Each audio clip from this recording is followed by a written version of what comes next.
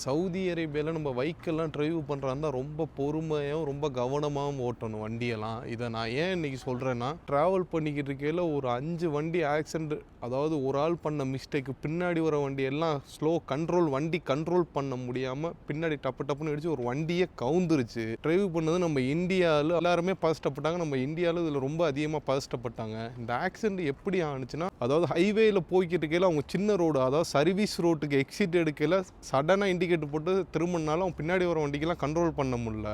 இதில் யாருக்கும் எந்த ஒரு பெருசாக அடிபடலை, எல்லாருமே ரொம்ப சேஃபாக இருக்காங்க. சவுதி அரேபியாவில் கல்ஃப் கண்ட்ரினே ட்ரைவ் பண்ணுறாருந்தா நம்ம ப்ராப்பராக அந்த ரூல்ஸை ஃபாலோ பண்ணி நம்ம கரெக்டாக ட்ரைவ் பண்ணோம்னா நமக்கு எந்த ஒரு பிரச்சனை வராது. ரொம்ப கவனமாக எல்லாம் ட்ரைவ் பண்ணுங்கள், சேஃபாகவும் ட்ரைவ் பண்ணுங்கள். அரேபியாவில் கல்ஃப் கண்ட்ரியில் நிறைய பேர் இந்த ஸ்டென்ட் பண்ணுவாங்க. அது மாதிரிலாம் யாரும் நீங்கள் ட்ரை பண்ணாதீங்க, அது ரொம்ப ரிஸ்க்கு. இங்கேயா இருந்தாலும் சரி, நம்ம கண்ட்ரியில் இருந்தாலும் சரி, அந்த ஸ்டென்ட் பண்ணுறதான் எல்லாருமே டோட்டலாக அவாய்ட் பண்ணிடுங்க. அது பண்ணையில் மற்ற ஆளுக்கு யாருக்கும் இங்கே பாதிப்பு வந்துச்சுன்னா உங்களால் அவங்களுக்கு எது நடந்தாலும் நீங்கள் தான் முழுக்க முழுக்க அவங்களுக்கு பொறுப்பாவீங்க.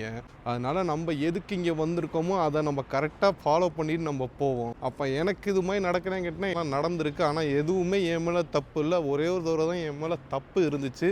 எனக்கு முன்னாடி போனவங்க ஒன்றும் பிரச்சனை இல்லை, சின்ன கீரல் தான் அப்படின்னு சொன்னாங்க. அது என்னோட கவனக்குறைவு தான். நீங்கள் யாரும் சவுதி அரேபியாவில் கல்ஃப் கண்ட்ரியில் இருந்தால் வண்டியை ரொம்ப சேஃப் அண்ட் செக்யூராக ஓட்டுங்க. சவுதியில் உள்ள உங்கள் ஃப்ரெண்ட்ஸ் அண்ட் ஃபேமிலிக்கு ஷேர் பண்ணுங்க.